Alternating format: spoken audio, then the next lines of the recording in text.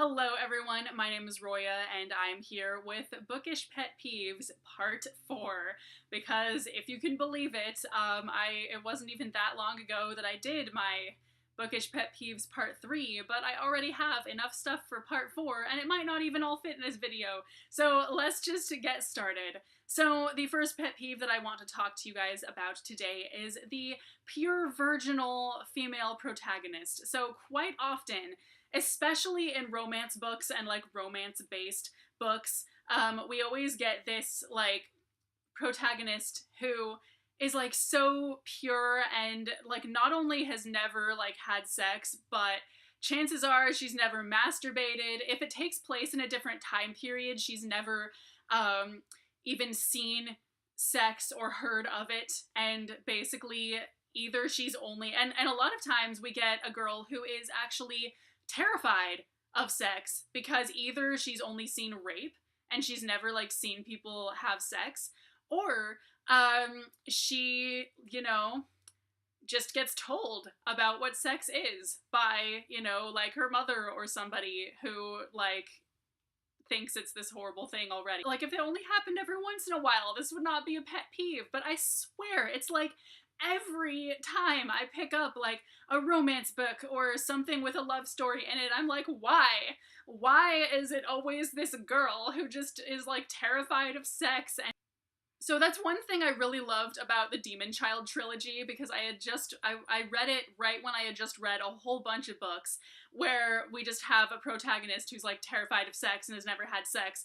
And then when I read the Demon Child trilogy, I was like, oh, thank goodness we have a girl who like has had sex all over the place. Like, thank you, Jennifer Fallon. So this next one would not be a pet peeve if it wasn't done to death, but it is the love interest who says nothing about his family or his background or anything to the protagonist and then turns out to be a prince.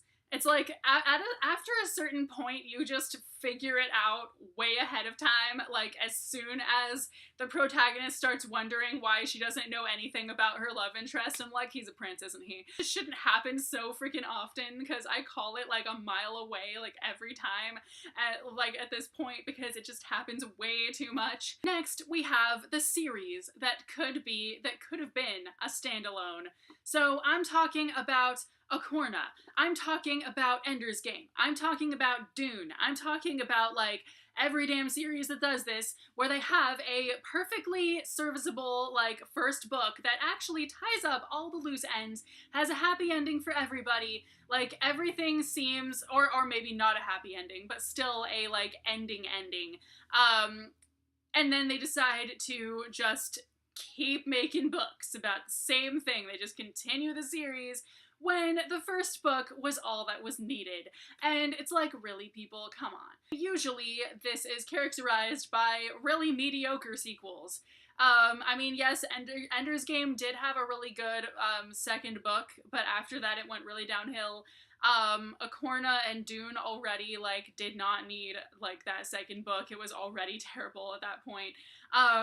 Although honestly I did like the third book of Dune, but still, besides that, like after that, it got really bad. The fourth, fifth, and sixth books, oh my gods, no. I have a couple of pet peeves that involve the villains of the story. So, first of all, what makes me really annoyed is when we're just told that a villain is really terrible, but we never see anything that he or she does on scene. So, basically, like, an example that a lot of you guys might be familiar with is Regal from the Farseer trilogy by Robin Hobb.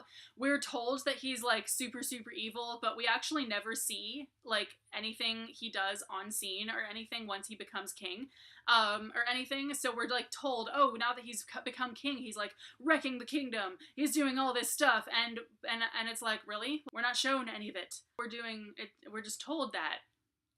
Like, he would be a much more believable villain if we saw what he was doing. Like, he was a way better villain before he was king because he was such a douchebag, and we saw that. You know what I mean? So I think a lot of books do this, and I kind of just want to be like, dude, make your villains villainy, okay?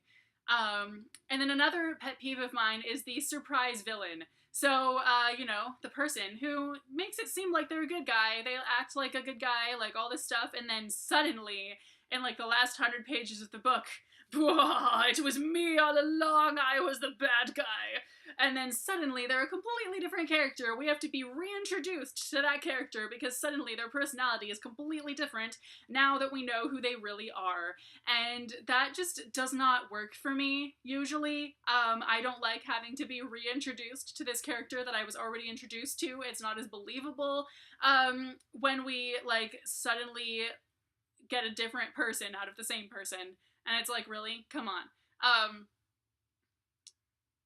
I'm not gonna spoil any books for people by naming examples, but I feel like this happens a lot.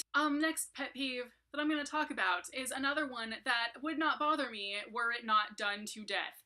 And that is usually in an epic fantasy, you know, sometimes we have different fantasy races, but sometimes there is one fantasy race, and it's always an elf-esque fantasy race. So we basically get the only other race besides humans in the book are characteristic of elves. So they might not have pointy elf ears, but they're like all pure and like fancy and taller than average, and they wear like white armor and all this other stuff where you're like, yeah, that's an elf, okay, gotcha. And so pretty much like the fact that I never see any books that just have one fantasy race and have it be a dwarf race or I don't freaking know, like something else. Like, and so that makes me kind of sad because actually a lot of series that I really, really love with all my heart do this. And I kind of go like, okay, really? Like, you're not gonna throw some dwarves in there maybe? Like, you just want to have the fancy elf people because they're fancy and they're elf people? Like, okay. My next pet peeve is the, like, last chapter of a book that just suddenly takes place, like, 2 years later or something, instead of having it deal with the actual, like, immediate aftermath of the chapter before that. So, for example, in The Bride of the Unicorn, like, a bunch of stuff happens, and then it ends with, like, the person that they were hoping would die dying and all this other stuff, and then suddenly there's one more chapter, and it takes place 2 years later, where the people are in love, and they have a child, and they're living in a house, and they have a dog and stuff, and it's like, that added nothing. I didn't want to read about that. I wanted to read about them, like, getting over their differences and getting married and stuff like that. Like, I don't care about what happens, like, forever later. It adds nothing. Even one of my favorite freaking books did this too. Silent Night did this, and I love this book so much, but my gods, that last chapter. So in the chapter before that, like, it ends with, like, them being like, okay, cool, we're gonna get married now, and now we're in love, and blah-de-blah, and then instead of, like, dealing with the immediate aftermath of all that, and, you know, getting married and deciding where they're gonna live, the next chapter picks up 2 years later, or a year later, or something, where they're having a kid. That added nothing to the story. I wanted to hear about them getting married and not about them already being married with a child. Like, I don't care. And my final pet peeve of the day is the overused fantasy names. So I feel like too often we get names like, you know, Astrid and Freya and Cora and stuff like that in fantasy books. Like, we see a lot of the same names quite often. And I just thought of this pet peeve because I recently read Long May She Reign by Rhiannon Thomas, and it bugged me pretty much the entire time that the girl's name was Freya, because of course everyone loves the name Freya. Use a different name! And so, like, as much as I like The Last of the Fire Drakes, for instance, I could never get over the fact that the main character's name was Aurora, and the villain's name is Morgana.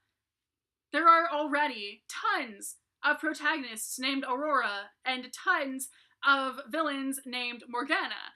And the thing that's really crazy too is that there were tons of characters with awesome freaking names. I mean, come on, there's a Cornelia in this book, and that's my favorite name.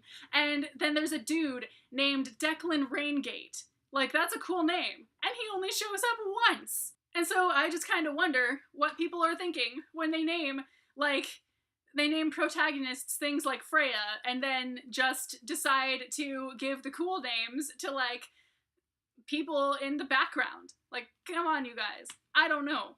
So yeah, those are my bookish pet peeves for this video for part 4. I will probably come up with enough for part 5 within the next month or two.